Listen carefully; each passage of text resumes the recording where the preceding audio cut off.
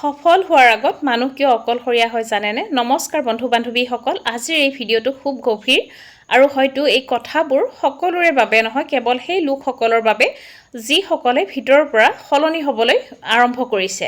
আপুনি লক্ষ্য কৰিছেনে, কিছুমান মানুহ আগতে বহুত বেছি ছ'চিয়েলাইজ আছিলে, সকলোকে নিজৰ কথা কৈ ফুৰিছিল, সকলোৰে লগত টাইম স্পেণ্ড কৰি ফুৰিছিল, কিন্তু লাহে লাহে তেওঁলোক কোৱাইট হৈ গৈছে।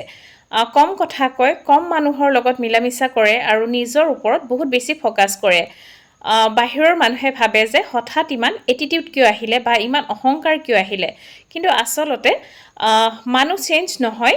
যেতিয়া জীৱনে তেওঁক বহুত কিবা শিকায় তেতিয়াহে অকণ সলনি হোৱা বুলি আনে ভাবিব পাৰে।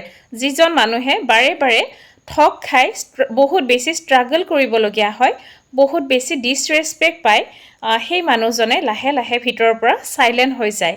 এষ্ট্ৰলজি মতে এনেকুৱা তিনিটা ৰাশি আছে, সেই তিনিটা ৰাশিৰ কথা ক'বলৈ ওলাইছোঁ। প্ৰথমটো হৈছে বৃশ্চিক ৰাশি আৰু মকৰ ৰাশি আৰু কুম্ভ ৰাশিৰ মানুহ।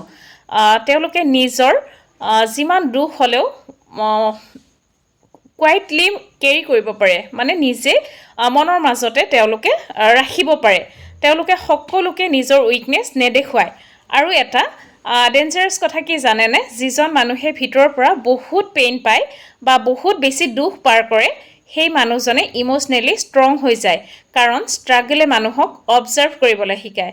আগতে যিজন লোকে আপোনাক সহজতে বিশ্বাস কৰিছিল, এতিয়া তেওঁ মানুহৰ এনাৰ্জি ৰিড কৰিব পৰা হৈছে বা হৈ যায় তেনেকুৱা।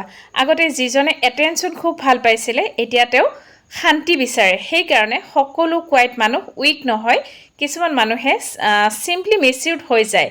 আৰু মনত ৰাখিব, যেতিয়া মানুহে নিজৰ ফিউচাৰক লৈ ছিৰিয়াছ হয় বা ছিৰিয়াছ হ'বলৈ আৰম্ভ কৰে, তেওঁৰ চাৰ্কেল অট'মেটিকেলি সলনি হৈ যায়, কাৰণ সকলো মানুহ আপোনাৰ গ্ৰ'থৰ লগত যাব নোৱাৰে।